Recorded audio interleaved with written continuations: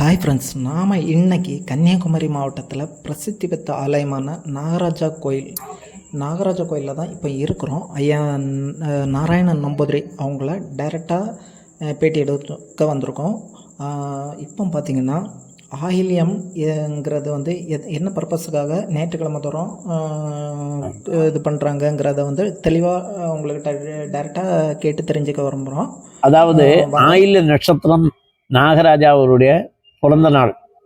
Okay, அது நான் முதல் சொன்ன மாதிரி ராமாயணத்தில் லக்ஷ்மணனுக்கும் கிருஷ்ணாவதாரத்தில் அனந்தனுக்கும் கலியுகத்தில் நாகராஜா ஆயில்ய நட்சத்திரம்.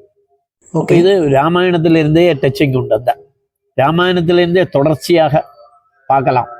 அப்போ அந்த ஆயில்ய நட்சத்திரத்துக்கு பிறந்த நாளாக உள்ளதுனால இந்த குழந்தை இல்லாதவங்க, கல்யாணம் முடியாதவங்க, இந்த சர்ம நோய்கள் இதெல்லாம் தீர்க்கிறதுக்கு நாகராஜா கிட்ட வழிபாடாக ஆயில்ய நட்சத்திரம் அன்னைக்கு வந்து பண்றாங்க. அது வழிபாடு பண்றாங்க. பண்ணுனா எல்லாருக்கும் நிவர்த்தி கிடைச்சு நிறைய ஆளு பயன்படுறாங்க. ஓகே, அதே மாதிரி இங்க அரச மரம் உண்டு. அரச மரத்தை சுத்தி 108 நாகர் உண்டு. அந்த நாகரில் மஞ்சப்பொடியும் பாலும் விட்டு கும்பிடுவாங்க. அந்த நேர்ச்சை கடை இருக்குது.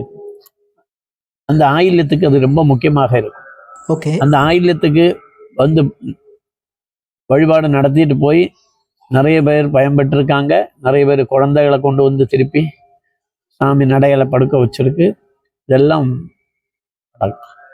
உப்பு என்ன பர்பஸுக்கு கொண்டு வைக்கிறாங்க? உப்பு என்னன்னா, உடம்பில் இருக்கக்கூடிய நோய்கள் மாறதுக்காக வேண்டி உப்பு தலையை சுற்றி போடுவாங்க.